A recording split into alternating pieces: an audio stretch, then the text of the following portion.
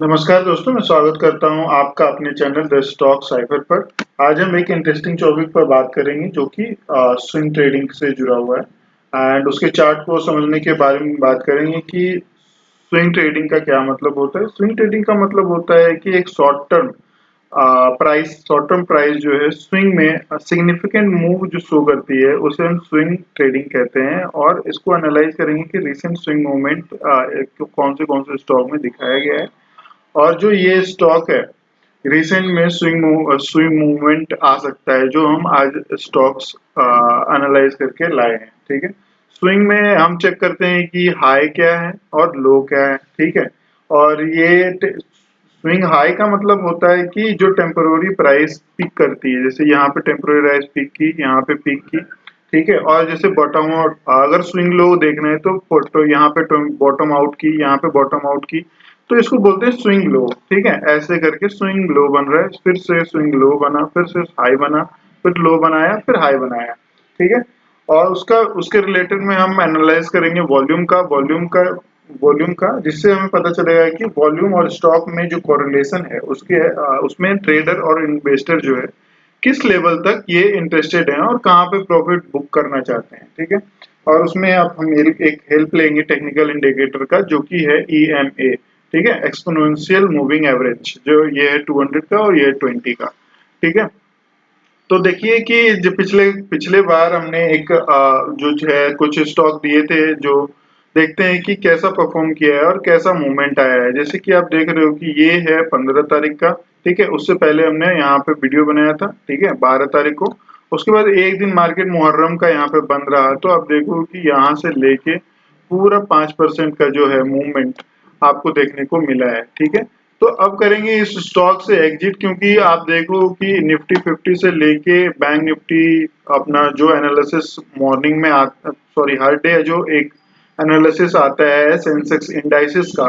ठीक है, वो देखो कि ऑल रेड है, ऑल रेड।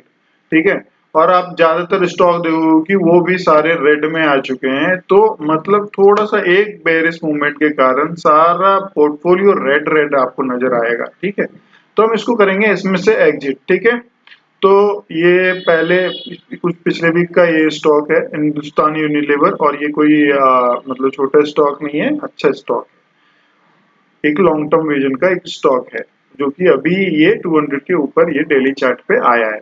ये जो है ये एक डेली कैंडल है। ठीक है, तो आ जाते हैं TCS पे, जो है अगले बार दिया था हमने। ठीक है, आप देखोगे कि ये 15 तारीख का चार्ट है। उसके बाद यहाँ पे जो मूवमेंट है, यहाँ का मूवमेंट आप चेक करो तो यहाँ से ये भी 5% का मूवमेंट ये आपको दे चुका है।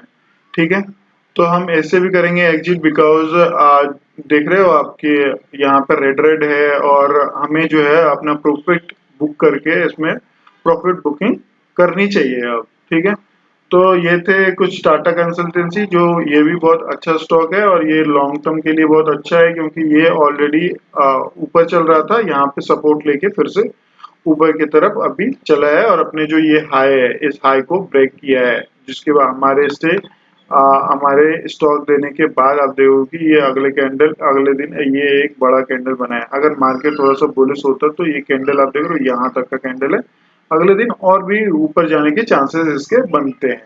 ठीक है, तो हम देख लेते हैं एक्सिस बैंक में देखो कि अपना स्टॉप लॉस हो चुका है, क्योंकि स्टॉप लॉस होना क्या क्या है कि आप देखो ये 12 तारीख का 11 तारीख का कैंडल है, 12 तारीख का कैंडल है।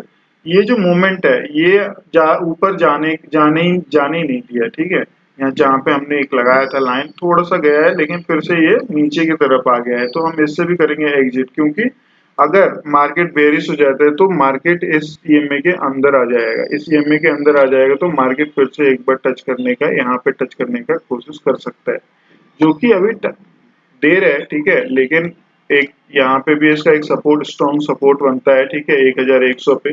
ठीक है, लेकिन एक स्ट्रॉन्ग सपोर्ट यहाँ पे भी है 1238 रुपये पे। ठीक है, लेकिन हम देखेंगे कि हमारा जो स्टॉप लॉस आप देख रहे हो, ये जो हमने स्टॉप लॉस लगाया था, ठीक है, ये एक स्टॉप लॉस हो चुका है, तो हम उसको स्टॉप लॉस में एग्जिट करेंगे। उम्मीद करते हैं आपको ये स्टॉक्स में से आप एग्जिट कर दो, क्योंकि अगर बैंक निफ्टी अगर थोड़ा सा भी बेरिश होता है तो ये इसी लोग के कारण जो है बैंक निफ्टी बेरिश होगा, क्योंकि ये ये मूवमेंट 1.5% नीचे की तरफ चला गया है, ठीक है। तो 1.5% नहीं, हमारा यहाँ से है, मान लो कि अगर कल उस दिन यहाँ पे खुला था तो आप देखो कि यहाँ से लेके ये जो एक ये सेलेक्ट नहीं हुआ था, यहाँ से लेके आप देखोगे 1% का यहाँ पे स्टॉप लॉस बनता है, ठीक है। तो स्टॉप लॉस हो गया इसमें। तो आ जाते हैं दूसरा जो हमने एक स्टॉक दिया था, उसमें देखो कि एक मूवमेंट तो दिखाया, यहाँ पे यहाँ तक का मूवमेंट तो दिखाया। आप देखो कितने 5, अगर 2% का भी मूवमेंट है, 5% का मूवमेंट हम ढूंढते हैं, 3% का मूवमेंट है और मार्केट बेरिश हो गया, तो हमें इसमें से भी अब एग्जिट करने का जो है प्लान कर लेना चाहिए, क्योंकि ये मार्केट देख रहे हो ग्रीन कैंडल, ये एक इंगल्फ कर, इस कैंडल को ये इंगल्फ कर रहा है, ठीक है। ये बेरिश इंगल्फिंग कैंडल है और इसको हम बेरिश कैंडल मानते हैं, ठीक है। तो यहाँ से मार्केट बेरिश यहाँ पे जा सकता है, तो इससे स्टॉप लॉस होने से अच्छा है कि यहीं पे जो हम है इसको एग्जिट करेंगे, ठीक है। यहीं पे कल मार्केट खुलते ही यहीं पे एग्जिट करेंगे, ताकि हमारा जो लॉस है वो कम हो, ठीक है। और आ जाते हैं मन्नापुरम पे। मन्नापुरम में भी देखो कि एक मूवमेंट शो किया था, ठीक है। मूवमेंट शो करने के बाद जो है ये स्टॉक 4% का मूवमेंट शो करने के बाद जो है ये हमारा कल के दिन ये जो है इंगल्फ कर गया इस कैंडल को, और इसका जो हाफ जो है, इसके हाफ को भी ये अंदर इस कैंडल के अंदर ले लिया है। इसका मतलब है कि अगर यहाँ पे एक और रेड कैंडल बन जाता है तो मार्केट में बेरिशनेस आने के चांसेस बन जाते हैं, ठीक है। तो बेरिश आने से अच्छा है कि हम इस स्टॉक से एग्जिट कर देंगे, ठीक है। तो ये भी स्टॉक से एग्जिट करने का एक प्लान बना लीजिए और ये इसको एग्जिट कर दीजिए अगर आप इसे चेक कर रहे हैं तो, ठीक है। तो दूसरा है कि सोनाटा, इसमें भी देखो कि अब स्टॉप लॉस के नीचे आ चुका है, लेकिन अगले ही दिन ये जो है मॉर्निंग से लेके इवनिंग तक ये आपको 10% का जो मूवमेंट है, ये 10% का मूवमेंट ये दे चुका है, ठीक है। 10% का मूवमेंट है कि दोस्तों की उसी दिन हमने प्रॉफिट इसमें बुक कर लिया होगा, क्योंकि मार्केट ऑल टाइम हाई पे चल रहा है, मार्केट में एक डर बना हुआ है, ठीक है। तो डर से अच्छा है कि हम मार्केट में अभी जाए ही ना, इंतजार करें, ठीक है। इंतजार करें, ठीक है। तो अब सोनाटा हो गया, और आज देख लेते हैं कि आज नए कुछ स्टॉक्स हमने लाए हैं, जो कि आप देखोगे ये 200 ईएमए है। 200 ईएमए से ये ऊपर चल रहा है, और इसमें जो एवरेज वॉल्यूम है, एवरेज वॉल्यूम के ऊपर ये स्टॉक काम कर रहा है, और जो ये सपोर्ट है 20 ईएमए का ये सपोर्ट ले रहा है, ठीक है। यहाँ पे आप देखोगे कि एक रिजेक्शन कैंडल आया, यहाँ पे फिर से एक इसे ये इंडिसीजन कैंडल बना के यहाँ पे ये लिखो लोकेशन जो देख रहे हो 20 ईएमए का एक सपोर्ट है। आप यहाँ पे देखो, यहाँ तो सपोर्ट लेने के बाद ये कैसे ऊपर की तरफ जाता है, ठीक है। और यहाँ पे देखो, यहाँ पे भी सपोर्ट लेने के बाद मार्केट ने एक सिग्निफिकेंट मूव जो है ये दिए हैं, शो किए हैं, और यहाँ पे वॉल्यूम जो है, यहाँ पे वॉल्यूम बढ़ता हुआ आपको नजर आ रहा है, ठीक है। यहाँ पे ये हाई वॉल्यूम है, तो आप देखो कि एक ट्रेंड लाइन आप ऊपर लगा लेते हैं यहाँ पे, ठीक है। यहाँ पे कहीं यहाँ पे खुलता है, या फिर अगर बेयरिश खुलता है तो मार्केट को इसको नहीं खरीदना है, क्योंकि मार्केट पूरा ही बेयरिश है, पूरा बेयरिश मार्केट पूरा रेड रेड है, ठीक है।